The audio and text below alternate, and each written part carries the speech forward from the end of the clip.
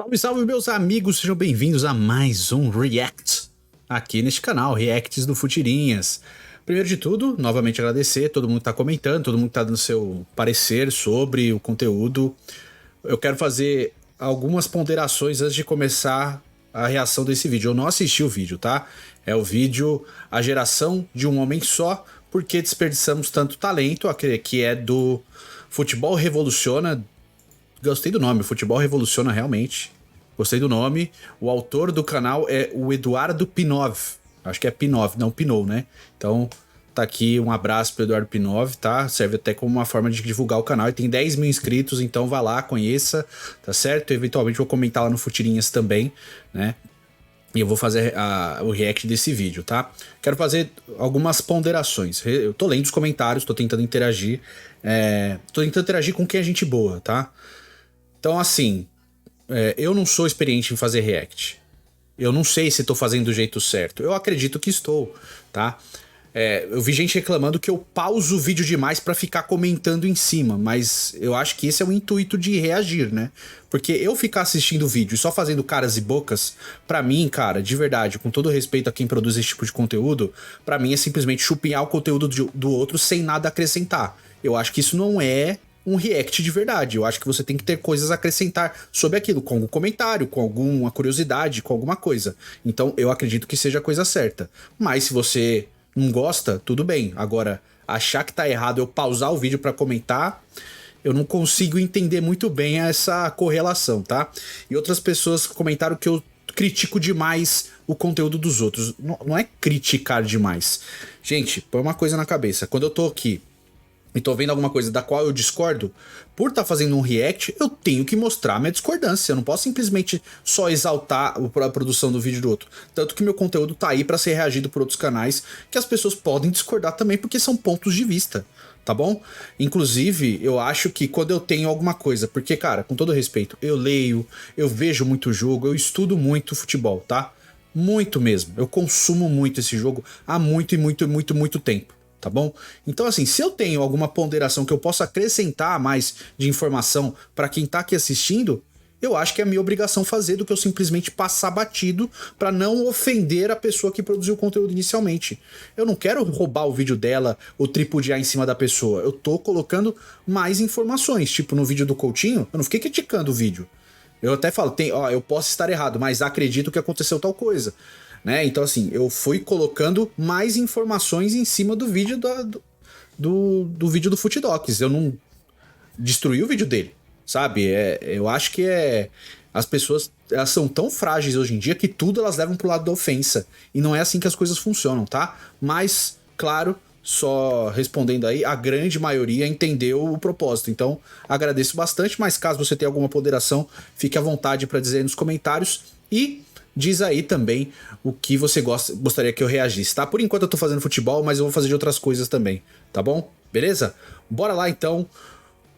A geração de um só homem, porque desperdiçamos tanto talento do Futebol Revoluciona. Bora lá. A geração dos últimos 20 anos do futebol brasileiro talvez foi a geração onde mais tivemos jogadores flopados, ou seja, jogadores que criaram uma expectativa no torcedor brasileiro, criaram uma expectativa que seriam grandes craques, que seriam os caras que iriam ser protagonistas da seleção brasileira, mas que, infelizmente, acabaram nem correspondendo ali 50% da expectativa que criaram, ou até foram muito bem, tiveram uma ótima carreira, estão tendo uma ótima carreira, mas que são apenas grandes jogadores, ótimos jogadores, podemos até dizer que são craques, mas não tem ali o carimbo, não tem, digamos, a permissão de sentar na mesa do Ronaldo, do próprio Neymar, do Ronaldinho e desses grandes craques astronômicos. Então nesse vídeo eu quero trazer aqui os últimos 10 anos da seleção brasileira em que nós tivemos uma grande crise de identidade, uma grande...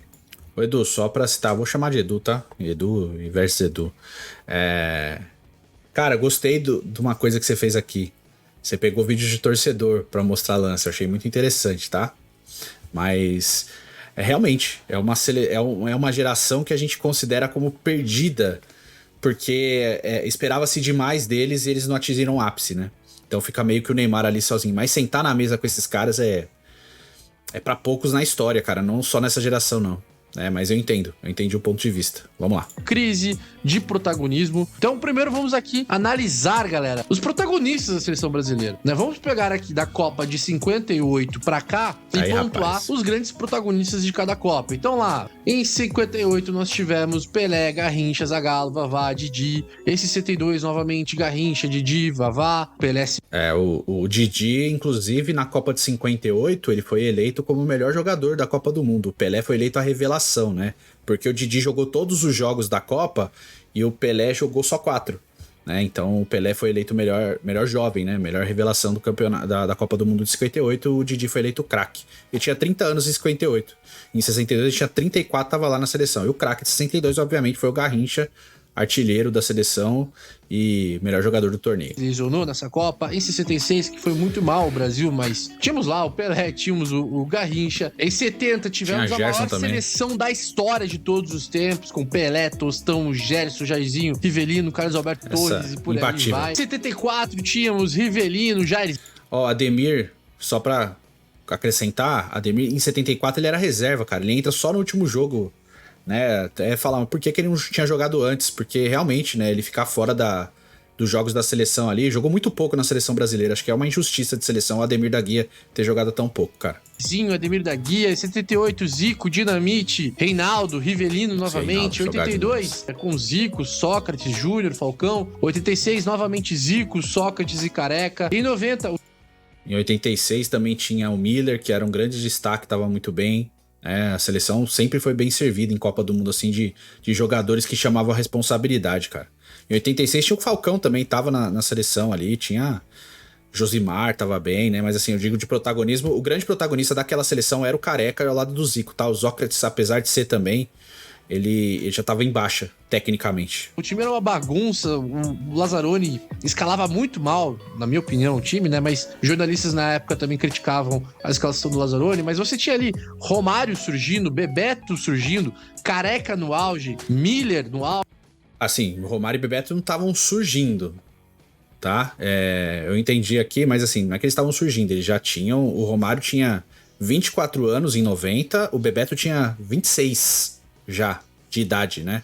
É que eles ficam fora da Copa de 86. O Romário, inclusive, joga Olimpíada em 88. O Bebeto joga em 84, se eu não me engano, né? E eles não vão pra Copa de 86. O Tele não leva eles. Mas, assim, eles já eram realidades no Vasco e no Flamengo, tá? Os dois. É que eles não são levados pra Copa. O grande craque ainda era o Careca. O Careca tinha 29 anos em 90 e ele ia fazer 30 e ele era o parceiro do Maradona no Napoli, né? Que era o time... um dos melhores times do mundo na época ali, que foi campeão italiano naquela temporada. Valdo, Renato Gaúcho, Brasil 94, tetra, né? Com Bebeto e Romário. Copa de 98, você tinha ali Rivaldo, Ronaldo, Bebeto, Leonardo, Edmundo ainda no banco, Romário que foi cortado da Copa. Em 2002, você tinha Ronaldo, Rivaldo, Ronaldinho, Cafu. Romário mais uma vez cortado da Copa. Roberto Carlos, que nesse período, Roberto Carlos até concorreu ao prêmio de melhor do mundo, sendo lateral esquerdo. Em 2000... eu vou acrescentar. O Roberto Carlos foi eleito em 97 segundo melhor jogador do mundo. Ele ficou atrás do Ronaldo. O Ronaldo foi eleito melhor jogador do mundo e o Roberto Carlos ficou em segundo. Foi em 97, tá? Foi antes da Copa de 98. Em 2002 ele já não tava nesse ranking de melhor do mundo, não. Tá? Acredito que é isso. Em 2006 você tinha Zé Roberto, Kaká, Ronaldinho, Ronaldo, Robinho, Adriano. Chega 2010, que na minha opinião começa a ter o que eu chamo de a pior transição da história de uma seleção, porque nós vivíamos o auge do futebol, o Brasil de 2006, mesmo fazendo o fiasco que fez, né? Não de ter perdido para a França, mas o modo como foi, né? Aquela festa toda na preparação da seleção brasileira para a Copa do Mundo de 2006, mas o modo como os grandes... Cara, eu não me esqueço da mulher invadindo a concentração em Vegas, na Suíça, pra abraçar o Ronaldinho Gaúcho. Mal casado, caramba. Os treinos tudo aberto. Puta bagunça em Vegas, cara. Referências da seleção brasileira, a gente acabou tendo ali a perca de referências. Então, em 2010, ainda a gente tinha o Kaká, que foi pra Copa lesionado, e nós tínhamos o Robinho, que o Robinho vivia uma grande fase naquela época. Que já dá pra ver que começa a haver uma escassez.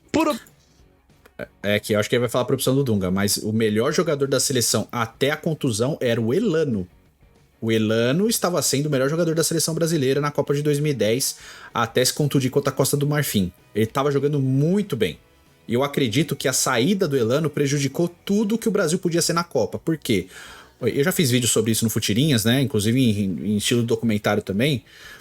Tirar o Elano, o Dunga não teve confiança de confiar, né? De colocar em campo o Júlio Batista, por exemplo, né? Que foi convocado para essa função. O Kleberson, ele não teve confiança. Ele botou o Daniel Alves para fazer a função de meia. Por não ter confiança nesses jogadores que ele mesmo convocou, né? E ali, cara, de fora ele deixa Ronaldinho, Ganso, que tava destruindo no Santos, sabe?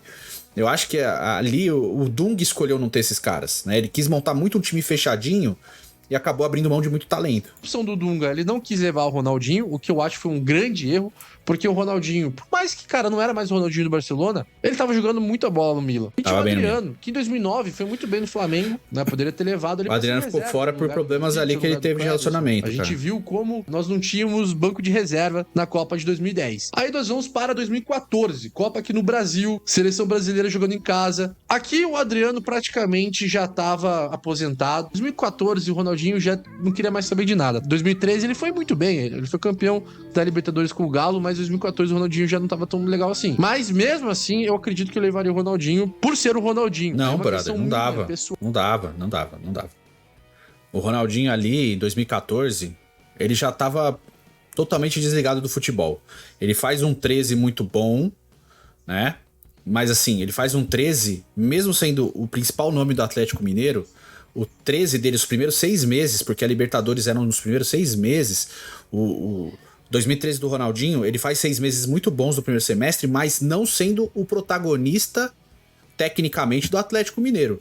O Tardelli, o Bernard, o Vitor foram mais protagonistas naquela Libertadores do Galo do que o Ronaldinho, tá? O Ronaldinho era o grande nome, mas 14 do Ronaldinho é muito ruim. É muito ruim, cara. Ele vai pro México, gente. Não dava. O Ronaldinho escolheu não ficar em alto nível ali em 2014. Eu acho que dava pra ser em 2014, se fosse pra levar nome de impacto, pra dividir protagonista, era o Robinho naquele momento, né? Que tava com 30 anos, né? Então, assim, era muito jovem. O Ronaldinho já tem 34. O Kaká ainda com 32, mais no Orlando City. O Kaká até volta a jogar uns amistosos ali junto com o Neymar. O Kaká, o Robinho e também o Ronaldinho em alguns momentos. Tem o Brasil e Bolívia que o Ronaldinho joga amistoso junto com o Neymar. Mas, assim, é muito pouco. Então, assim, a transição de gerações da geração 2010 ali, que acaba sendo o Robinho e Kaká como os principais nomes, pro Neymar, não teve.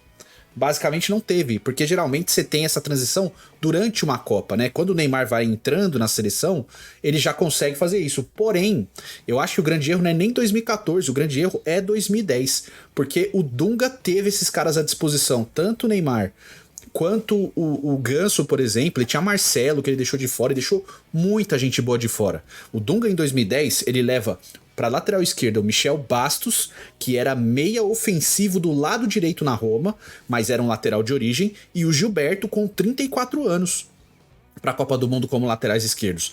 O Dunga, ele não conseguiu, na saída do Elano, botar o Michel Bastos para fazer a função que ele fazia na Roma, jogando do lado direito, ou no Lyon. Mas enfim, jogando de meia direita. Ele não botou o Michel Bastos para fazer a função que ele fazia na Europa, sabe? E deixou o Michel Bastos mofando na lateral esquerda. Então, o Dunga errou muito para fazer essa transição, porque essa transição tava no colo do Dunga. Nem tanto do Felipão, cara, apesar de todos os problemas que aconteceram em 2014. O Dunga abriu mão de levar esse talento todo por quê? Se Neymar, Ganso, Marcelo, que tava na Copa de 2014 também, vão pra Copa de 2010, mesmo que eles não fossem titulares, eles chegariam em 2014 com um outro estofo, sabe? Com maior protagonismo e preparação. O Neymar disputa a primeira Copa do Mundo dele em 14, ainda assim foi o melhor jogador do Brasil naquela Copa, até se machucar, sem ter feito uma transição adequada pra dividir esse protagonismo, sabe? Eu acho que o grande erro ali foi em 2010, cara. Eu continuo com essa tecla, por mais que tenha gente que defenda que o Dunga fez a coisa certa. Não fez, tá? Eu acho que o Dunga errou muito, porque a gente sabe que um técnico tem que privilegiar o talento. E o Lamine Yamal é a resposta. O Lamine Yamal, nessa Eurocopa com 16 anos, sendo o jogador que ele é no Barcelona, foi pra Eurocopa e destruiu com 16 anos. Você não pode abrir mão de talento, cara. O Dunga abriu mão de talento pra privilegiar o time dos amigos dele, porque Kleberson, Grafite, Nilmar, naquele período, o Dunga levou pra fechar um time. E eles não correspondiam na seleção a ponto do Dunga confiar neles pra colocar eles em campo. Entende? Esse pra mim foi o grande erro de toda essa passagem aí. Eu acredito que o cara que é grande craque, ele pode ser tratado de uma maneira diferente. Se você não quisesse, então, levar o Ronaldinho, você tinha ali Kaká e Robinho, que ainda jogavam pelo Milan, lógico, não estavam mais em grande fase. Pelo menos chamar um dos Robinho tava no três Santos, ali, né? Ou o Robinho, e o Kaká não tava no Milan, já tava no Orlando City. Claramente faltou referência, faltou um grande craque pra Copa de 2014, principalmente pelo fator mental. Mas, como o Brasil venceu a Copa das Confederações, jogando muito bem contra a campeã da época do mundo, né? A Espanha, vencendo 3-0 no Maracanã, aquilo trouxe uma imagem que aquela seleção era família escolar e 2.0, já iria bastar, e depois a gente viu no 7-1, aquele time, aquela seleção estava muito longe de estar preparada para ir bem numa Copa do Mundo. Mental mais fraco de seleção na história. Claro, justamente por não ter levado essas grandes referências, faltou a transição, faltou a passagem de bastão das grandes estrelas, como acabei de citar, do Ronaldinho, do Kaká, Sigol é maravilhoso, do Robinho. Cara. Faltou a passagem de bastão dessa geração para a geração do Neymar. Então ficou meio que um buraco ali. E em 2014 ele viveu esse buraco, que é um dos motivos pelo qual explicam também a tragédia do 7-1. Como você pôde ver, fiz questão de citar os protagonistas de cada Copa do Mundo, os grandes craques de cada seleção brasileira. Só um adendo também, quando o Neymar se machuca, o Oscar, que era o principal coadjuvante do Neymar, ele não consegue chamar o jogo pra ele. Ele não consegue assumir esse protagonismo que merecia. Tanto que a gente vai cobrar o Bernard, que é o substituto do Neymar no jogo do 7-1, e não cobra do Oscar, cara. O Oscar, assim, ele não botou a bola embaixo do braço e falou, toque em mim que eu vou tentar resolver. Não, ele simplesmente ruiu com todo aquele sistema lá. Né, de cada Copa, pra você ver que tinha ali uma lógica, tinha uma passagem de bastão, mas por N motivos, e até pelo motivo do Ronaldinho não querer mais jogar em alto nível, querer só saber de festa, do Adriano também ter largado a carreira, o Kaká sofreu muito com lesões, principalmente esses três caras. O Adriano, em 2014, ele tava parado e ele volta a jogar pelo Atlético Paranaense ali, joga 3 jogos e fica sem time de novo até ir para um time dos Estados Unidos, onde ele desiste também. Então, assim, 2014 o Adriano já não praticava futebol mais. 2010 sim, né? Aí tem uns problemas pessoais que eu também teria levado para a Copa, teria tentado contornar a situação, porque ele era um grande nome para ter ido para a Copa, não nem necessariamente para ser o titular da posição, mas para ser uma sombra interessante pro Luiz Fabiano, né? Mas teria levado ele pra Copa sim. Então, assim, pra aquela Copa do Mundo, quem quiser ir no Futirinhas e ver o que eu falei lá, eu fiz um vídeo extenso falando de todos os nomes que poderiam ter sido chamados, e eu fico de cabeça que eu lembro. Quem eu levaria pra Copa de 2010 mesmo, além dos que foram convocados, eu tiraria alguns, era Marcelo, com toda certeza. Levaria também, com toda certeza, o Ronaldinho, o Ganso, o Neymar e o Adriano. Eu levaria todos esses caras pra Copa de 2010. Porque o Dunga, ele tinha um senso de liderança. E ele saberia como lidar ali no meio dessa situação. Porém, ele quis fechar aquele time. O Kleberson, gente, ele vai pra Copa de 2010 e isso me incomoda muito porque o Kleberson se machuca, ele luxa o braço no amistoso, se eu não me engano, ou tem uma torção no braço no amistoso, contra a Lituânia, se eu não tô enganado, e o Dunga banca ele até ele pra Copa do Mundo, sendo que o Kleberson era reserva do Flamengo na época. Que cabimento tem isso? O jogador que é a reserva do Flamengo vai pra Copa do Mundo, pra seleção brasileira. E não entra em campo porque o Dunga não confiava nele pra colocar em campo na Copa. Então, assim, levou por gratidão, leva na comissão técnica, leva de assessor, mas não leva pra jogar, né, meu? Então, assim, eu acho que o Dunga, ele fez um bom trabalho até a Copa, mas na Copa eu acho que é o principal, ele errou e muito naquela Copa. E ainda comprou briga com a TV, falando que a Copa era da TV e tal. Pô, foi absurdo. Pelo motivo deles, cada um com seu motivo, não conseguirem mais estar jogando em alto nível na seleção brasileira, o Neymar chegou sendo o grande cara, o novo grande craque da seleção brasileira, ele sempre se viu sozinho, né, de ser o protagonista. Você não ter essa passagem de bastão, ou seja, você não ter jogadores experientes ao lado de grandes craques que são jovens, não vai funcionar numa Copa do Mundo. Aí alguém pode vir falar, mas o Mbappé foi campeão com 18 anos. Sim, mas ele não era o protagonista da seleção francesa. Não. Você tinha o Griezmann, que foi, na minha opinião, o craque da seleção francesa na Copa do Mundo de Kanté, 2018. Pogba. Foi campeã. Você tinha o Pogba, você tinha o Kanté. Se talvez não tivessem esses caras e só tivesse o Mbappé, que foi o caso do Neymar de 2014, dificilmente Já tinha o Giroud na iria frente ir tão ali. longe na Copa de 2018. Enfim, então vamos pegar aí a seleção brasileira de Dorri no gol. 2014 pra cá, beleza? Pegando a Copa de 14 de 2018 e a Copa do Catar. Mas antes, deixa o like, se você não deu o like ainda, não vai cair o seu dedo. Deixa o like. Ajuda muito o meu trabalho, faço aqui tudo sozinho, edição, roteiro. O mínimo aí é só deixar o likezinho, que isso faz aqui com que o vídeo possa ser mais distribuído na plataforma. Mas antes, eu quero deixar claro, nas outras posições, principalmente as posições que a gente pode falar que são as posições da cozinha, né? Que é o quê? A posição de zagueiro, a posição de lateral, de goleiro, de volante. A gente ali sempre esteve bem servido. O goleiro era Júlio César em 2014, por mais que não tava em grande fase, mas era o Júlio César. Pois Alisson em 2018, que você pode questionar, bater o pé, mas o Alisson é um dos melhores goleiros do mundo há algum tempo. Lateral direita, Maicon, grande lateral, principalmente na fase... Nossa, o Maicon jogava muita bola, Depois, cara. Daniel Alves, um dos melhores laterais da sua geração. Na esquerda, Marcelo, Felipe Luiz, Alexandro. Muita gente fala do Alexandro, mas eu acho o Alexandro um baita lateral. Na zaga, Thiago... O negócio aí, eu acho que pra seleção o Felipe Luiz era mais jogador, né? Foi mais jogador pra seleção do que o Marcelo, infelizmente. Eu gosto mais do Marcelo como jogador, mas o Felipe Luiz eu acho que ele foi mais contundente quando teve em campo pela seleção.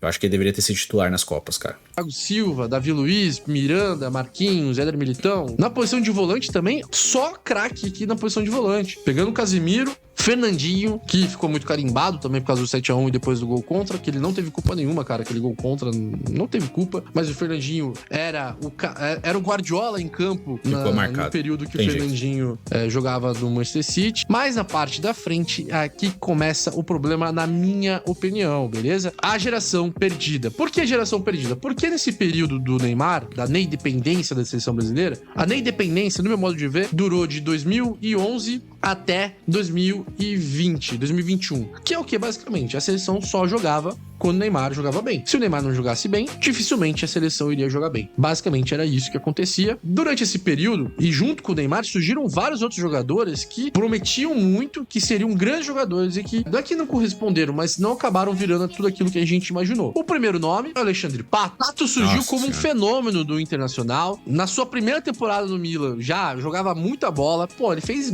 golaço contra Barcelona, fez gol no Santiago Bernabéu enfrentando o Real Madrid pelo Milan, fez ótimas atuações em Liga dos Campeões, 5 anos maravilhosos na Itália. Era convocado nesse período na seleção brasileira, ainda ele era muito jovem, tinha uma média de uma participação de gol a cada 2 jogos pelo Milan nesse período. Fora isso, antes, né, que eu acabei não falando, no Inter, ele foi campeão mundial com o Internacional. Todos os fatores que mostravam que esse garoto ia se tornar um cracaço de bola, um fenômeno. Só que depois das lesões, a partir ali de meados de 2010, 2011, as lesões foram agravando. O Pato começou a ter várias lesões em sequência.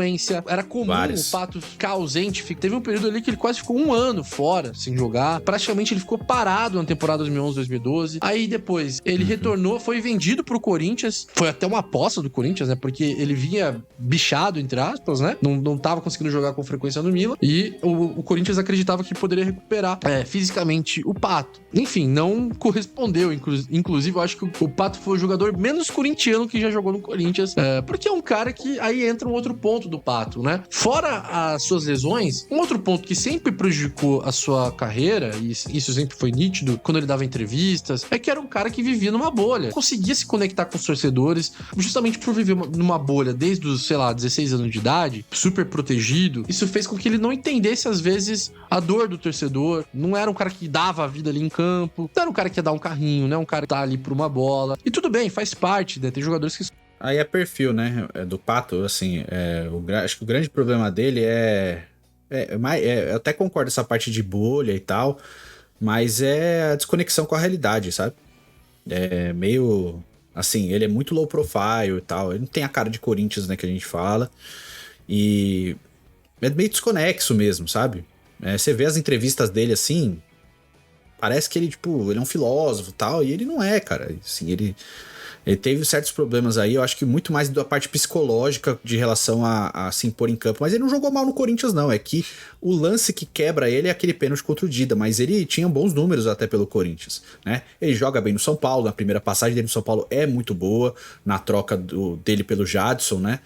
É uma troca benéfica para ele, que ele joga bem no São Paulo, mas o Pato também tem posturas muito ruins, né? A volta ao Corinthians lá, o jeito que ele faz para ir ser vendido primeiro emprestado pro Chelsea, depois dá um jeito de ser vendido nega a transferência pra China, vai pro Villarreal, 6 meses depois ele se negocia a ida pra China também, sabe? O Pato também fez escolhas muito ruins, assim, pensando em termos de carreira, sabe? Eu acho que o que pesa muito contra o Pato, além de tudo isso, extremamente talentoso, mas a força mental dele é uma coisa que me incomodou bastante, assim, com relação à cronologia da carreira dele. Só assim, mas entregam na parte técnica. E aí nem na parte técnica ele tava entregando, né? Então o Pato não chegou nem de perto a ser o Pato do Milan, o Pato quando surgiu no Internacional. Infadoso. Teve ótimos momentos ali no São Paulo, foi bem no Villarreal, aí depois foi vendido pra China, e depois ele, na sua carreira, focou só realmente em ganhar dinheiro. Enfim, aí foi a carreira do Pato, ficou aí uma grande decepção. Outro cara é o Paulo Henrique Ganso. É uma decepção parecida com o que eu tenho com o Pato, só que o Ganso corresponde. O Ganso ainda joga, né, velho? Né? Por quê? Ganso ainda Porque joga. O Ganso, tem 2 Libertadores. Ele é ídolo aí no Fluminense. Lá atrás, ele é ídolo do Santos também, né? Foi campeão da Libertadores com o Santos, foi campeão da Copa do Brasil. O Ganso, ele é um pouquinho mais velho que o Neymar, então ele surgiu pro futebol ali por volta de 2008, 2009. E o Ganso, em 2009, já comia a bola, já jogava muita bola. Em 2010, o Ganso atingiu seu ápice. Tanto que, na Copa de 2010, muita gente criticou fortemente o Dunga. O Dunga era constantemente cobrado pela imprensa, de maneira geral, pelo fato dele não ter convocado o Ganso. De não ter convocado o Ganso. O Ganso foi o único que tava naquela lista de reservas, né? É ele não levar, porque o Neymar surgiu ali em um período muito curto pra Copa do Mundo. Pô, ele já tinha ali 1 ano e meio, pelo menos, jogando em alto nível. Então dava pra ter levado o Ganso. Depois que o Dunga saiu, depois da Copa de 2010. O Neymar já tinha... Quando o Neymar... Não é que teve um período muito curto, não. O Neymar, ele estoura de vez em 2010.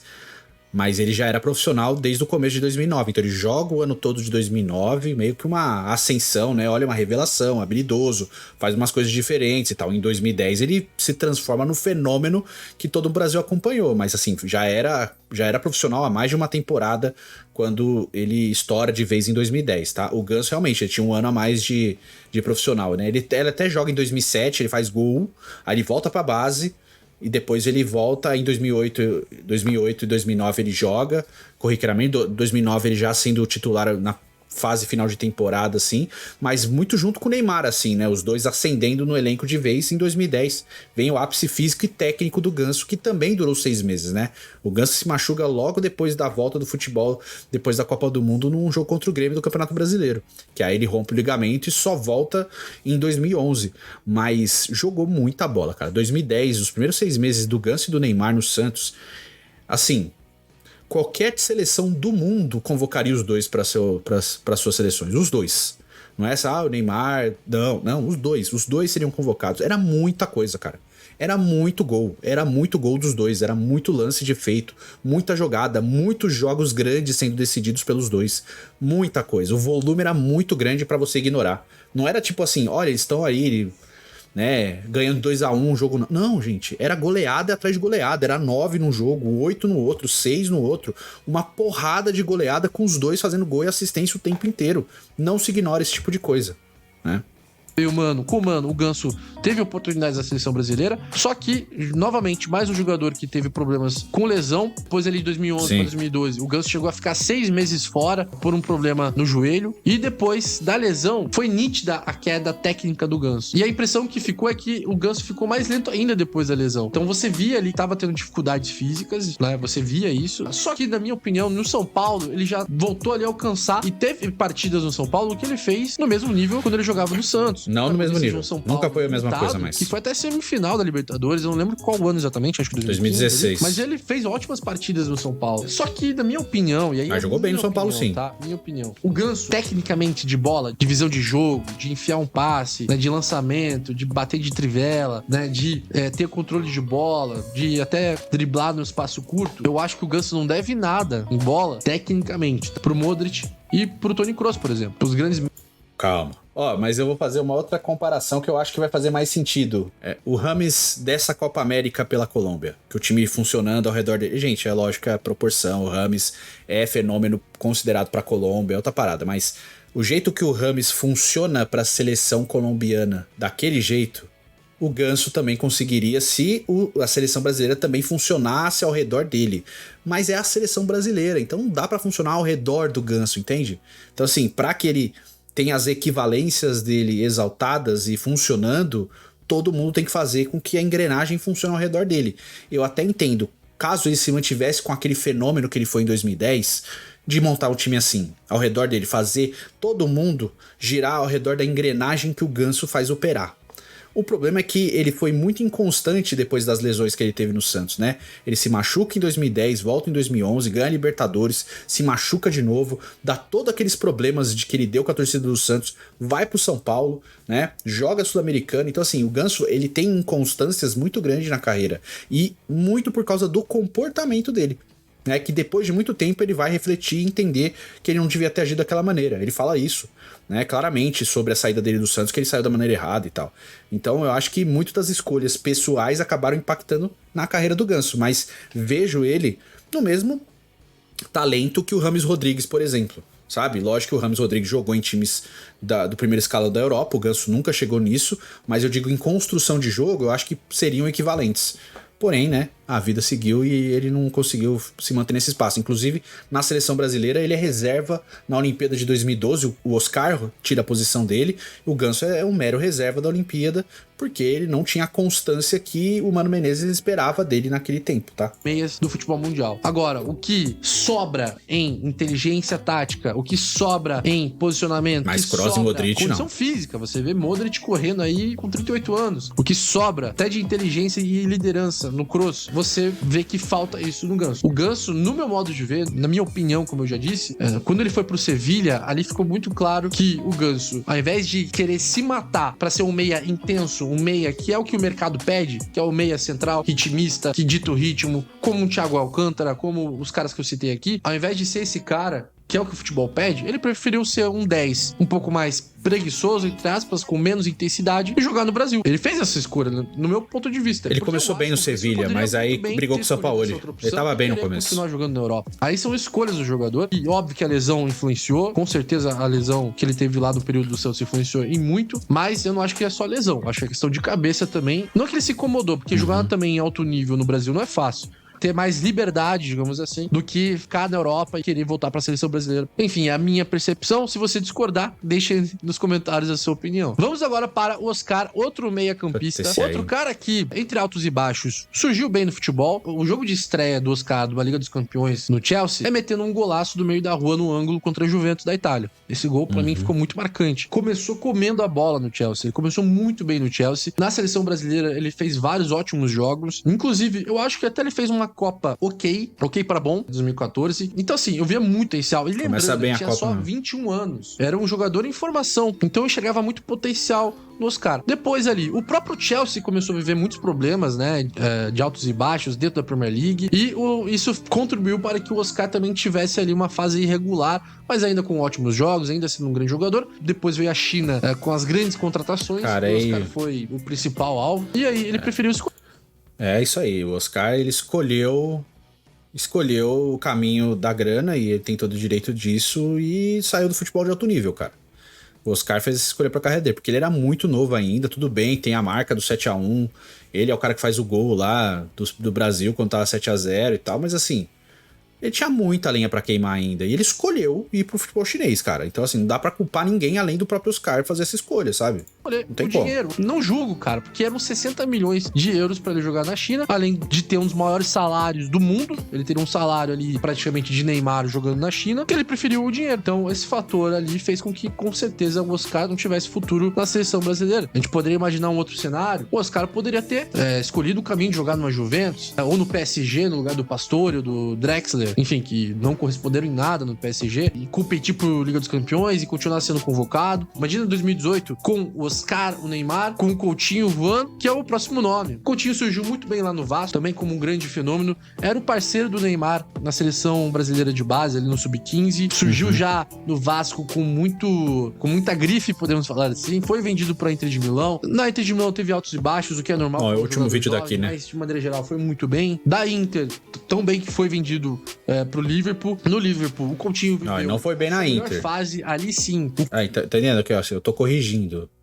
Pô, não é arrogância, gente. O Coutinho não foi bem na Inter. Não foi nada bem na Inter. A Inter vende o Coutinho pro Liverpool pra meio que se livrar de uma bomba, porque na Inter não rendia. Tanto que eles vendem barato. Pra padrão europeu, 13 milhões de euros é muito pouco, né? E vende um jogador de 21 anos, cara.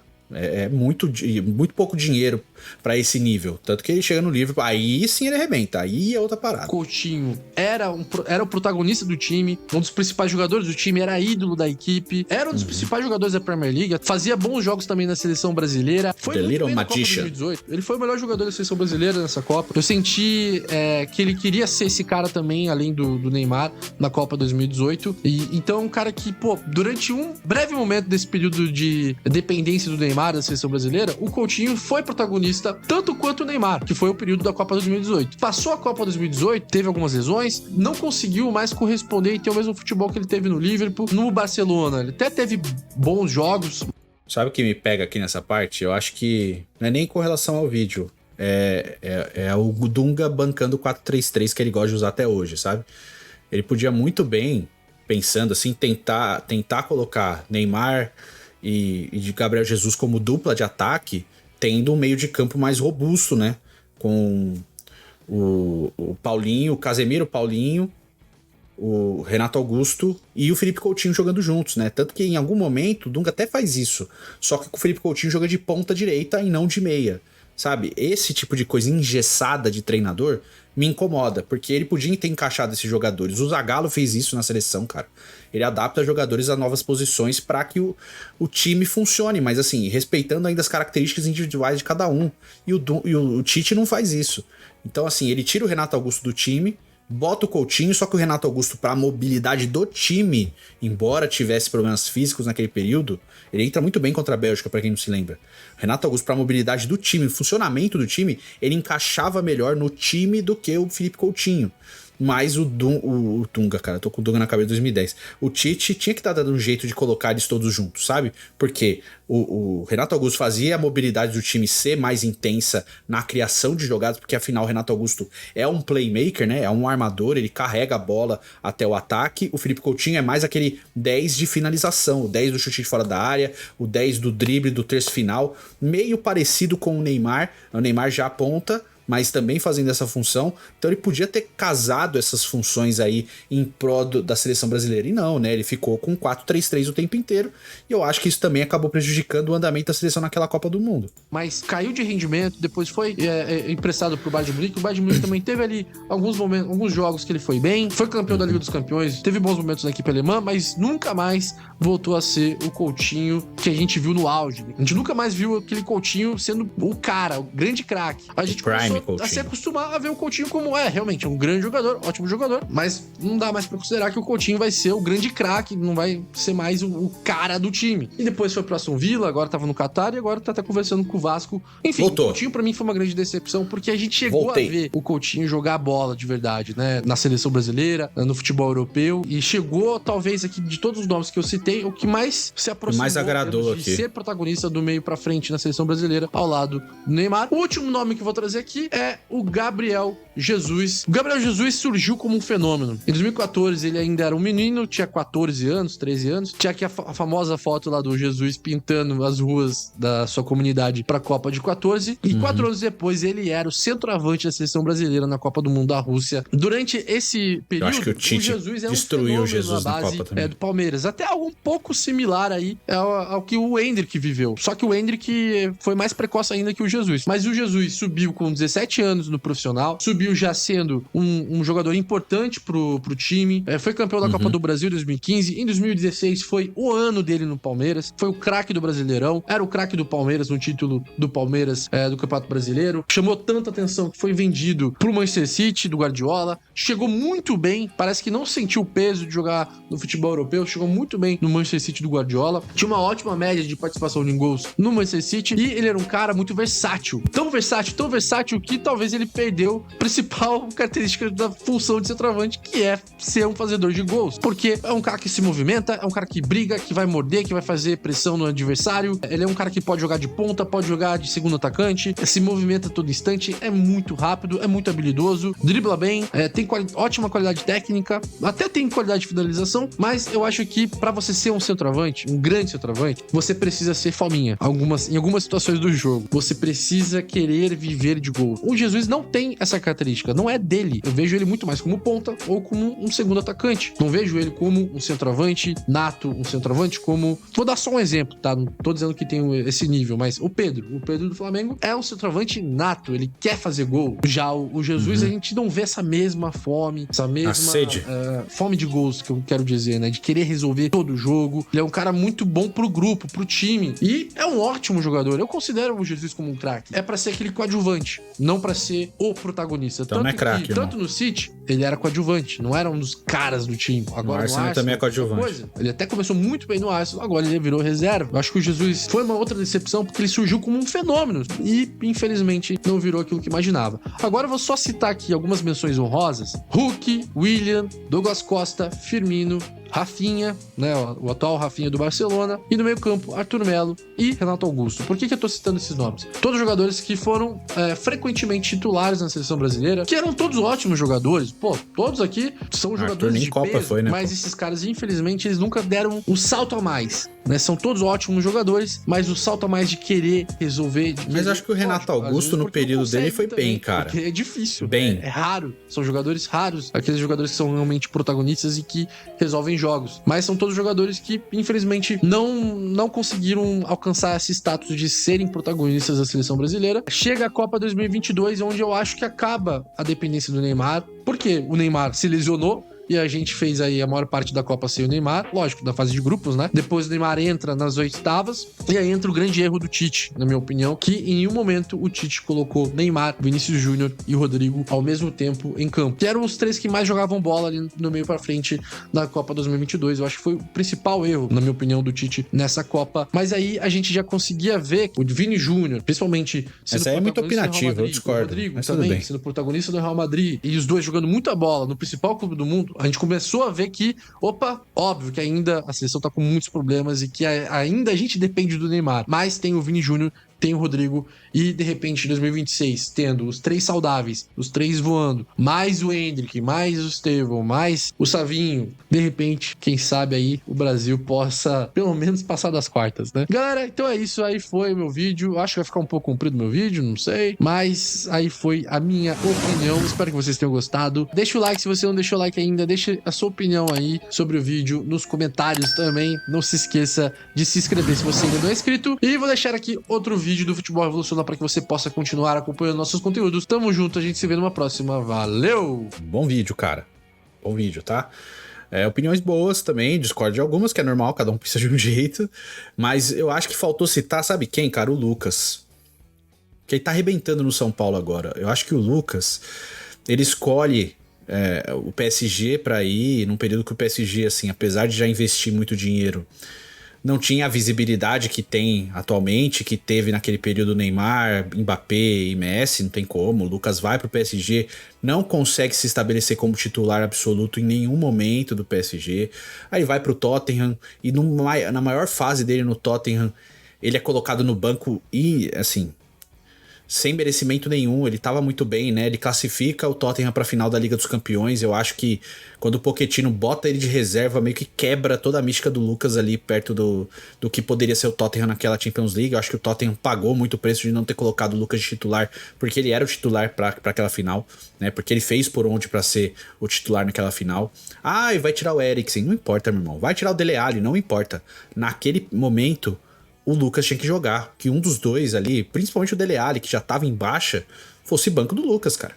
Mas enfim, o Pochettino bancou o Dele Alli. Não acho que foi só por isso que perdeu, mas o Lucas tinha que ter sido titular naquela época. E o Lucas, ele surge justamente com o Neymar. Eles jogam o Sul-Americano Sub-20 juntos, eles vão pra Seleção Olímpica juntos.